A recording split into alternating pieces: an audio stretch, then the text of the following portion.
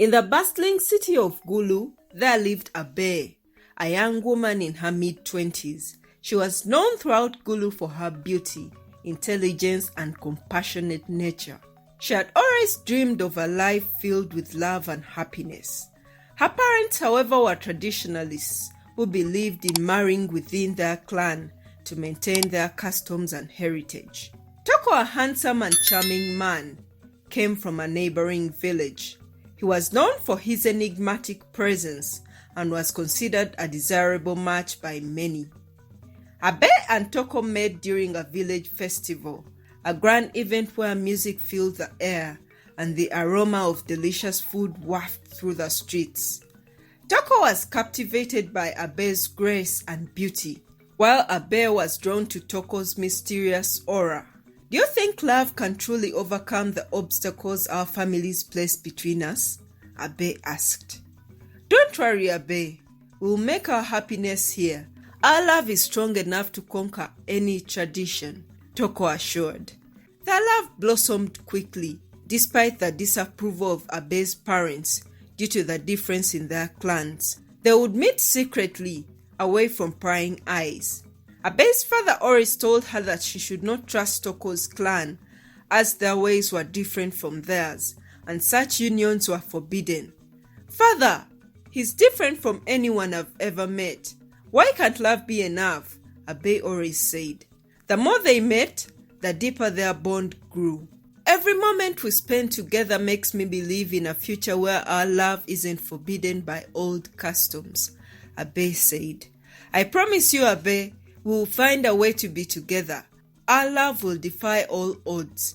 Despite the pressure from her family, Abe decided to marry Toko in secret, believing that their love would overcome any obstacle.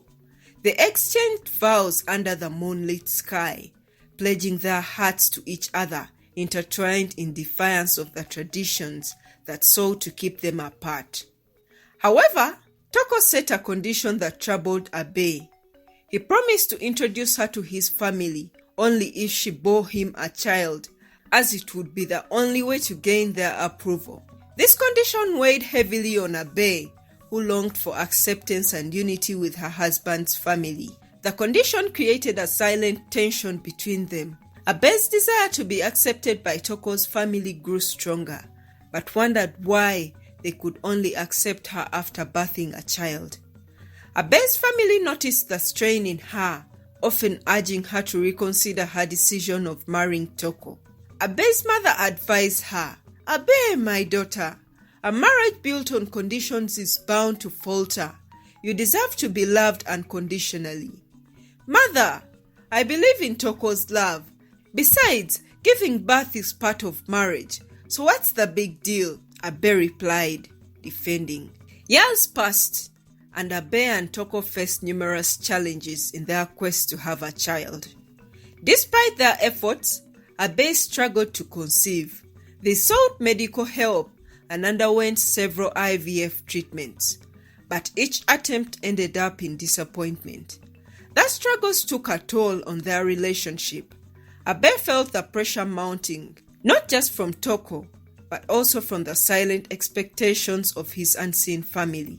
The couple's love was tested, but they clung to each other, hoping for a miracle. Finally, after many years of countless attempts, Abe became pregnant. The news brought immense joy to their lives, rekindling their hope and love. The pregnancy was difficult, and Abe had to undergo a C-section to deliver their son. The sight of the newborn filled their hearts with joy and relief. With the birth of their son, Toko's happiness knew no bounds. He soon began pressuring Abe to breastfeed their son even when he wasn't hungry, to make him fat. He weighed the baby every month to ensure he was gaining weight. Abe's maternal instincts told her something was off, and she couldn't shake off the feeling of unease. The pressure to make their son fat seemed unusual, but her love for Toko and her desire to be accepted by his family overshadowed her doubts. Months passed and their son grew chubby and healthy. Toko always grabbed their son's chubby thigh, admiring it. Abe felt uncomfortable, but hoped that this would finally earn her the acceptance she longed for. When their son turned 8 months old, Toko decided it was time to introduce Abe and their baby to his family. Abe's excitement was mixed with nervousness as they traveled to Toko's village. As they reached Toko's village, Abe noticed the grand decorations and the welcoming atmosphere. The family seemed more focused on the baby than on her, but Abe brushed it off, attributing it to the excitement of meeting a new family member. Toko introduced Abe to his mother, father, and his sister Rita. Rita was welcoming and seemed more approachable of them all. Toko's mother eagerly took the baby from Abe, who felt a pang of unease. "Look at this healthy baby. Congratulations, my son. You must be proud," said Toko's mother. Abe's joy quickly turned to concern when Toko's mother held onto the baby, not giving him back. She looked at Toko, pulled him aside and asked, "Why are they acting like this? Why won't they give me back my son?" "Calm down, Abe. You wanted to meet my family and they're just excited. They promised to throw a big party tomorrow," Toko said. Despite Toko's reassurances, Abe couldn't shake off the feeling of dread that was beginning to settle in her heart. There were a lot of spices and ingredients bought at the house that day, preparing for the big party. As night fell, Abe grew desperate. Her baby hadn't been returned to her, and she felt increasingly isolated. Toko finally brought the baby back to Abe in their room. "Please stay with us. I'm not comfortable here," Abe begged, but Toko left to bond with his family, leaving Abe alone. Later that night, Rita, Toko's younger sister, visited Abe's room. Rita was kind and seemed genuinely concerned for Abe. "Abe, I know you're scared," she said. Abe asked why everyone was focused on her son. What was going on? "Abe, you need to leave this place. There's something you don't know about our family," Rita whispered. Just as Rita was about to explain further, Toko entered the room and Rita fell silent. "Is everything all right, Abe?" he asked. "Yes, Toko. Just bonding with my sister-in-law." Abe and Rita nervously laughed. Abe's mind raced with confusion and fear. She knew Rita wanted to tell her something important, but Toko's presence silenced her. Rita waved goodbye and moved out. Toko drifted into sleep, but Abe was restless. She promised to leave this place as soon as the morning sun appeared. Eventually, she slipped into a deep sleep, holding onto her baby. At 2 a.m., Abe woke up to find her baby and Toko missing. Panic set in as she discovered the bedroom was locked from outside. Desperately, she tried to call for help. The warnings of her parents about Toko echoed in her mind. "I need to find my son Toko. Where are you?" She banged on the door, but there was no response. Suddenly, the door creaked open, and Rita stood there, carrying a jerrycan of petrol. "Abe, you need to leave now. I have to tell you the truth about our family." "What is it, Rita?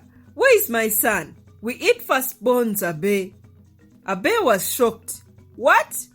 Tell me you're joking, please. That can't be true." Rita began pouring petrol around the house, her eyes filled with tears and determination. "My firstborn was taken from me. They hunted me down during my pregnancy because I tried to escape. They forced me to eat my own child and killed my husband, who didn't agree with them. Run, Abe, before it's too late." Abe was shocked. "I won't live without my son. I went through so much to get pregnant and give birth to that baby." She heard her baby crying in the distance. Ignoring Rita's pleas, she rushed out of the room, following the sound. She found Toko and his family in the kitchen, preparing to cook her baby. Abe's heart pounded as she saw her son on the chopping board, surrounded by her husband and his family. Fear turned to rage as she confronted them. "Stop! Don't you dare touch my son!" she shouted. "Abe, this is our tradition. You must accept it to be part of our family," Toko shouted. "If you want acceptance, you must follow our ways. Even our firstborn was eaten the same way. It keeps our family together, Toko's parents said. After everything we've been through, Toko, this is how you repay me? I should have listened to my parents the first time. I will never follow such a monstrous tradition, Abe shouted. A fierce struggle ensued. Abe fought Toko for their son, pushing him away and grabbing the baby. She ran, but Toko and his family chased after her. Just as they were about to catch up, Rita blocked their path, holding a lit matchstick. She had poured petrol all over the house. Stop, or I'll burn down the house. Let Abe and her son go. This tradition must end now. Rita's act of defiance gave Abe the chance she needed.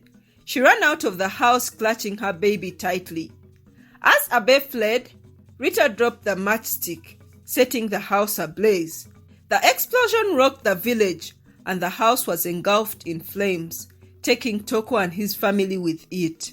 Abe sat outside the wreckage, tears streaming down her face. She wept for Toko's betrayal and Rita's sacrifice. Villagers gathered around, whispering among themselves about the horrible family. I always knew something was off about them. That family was cursed. It's a relief that they are gone, villagers said. Abe's grief was mingled with a sense of relief. She had escaped the horrors of Toko's family, but the cost was high.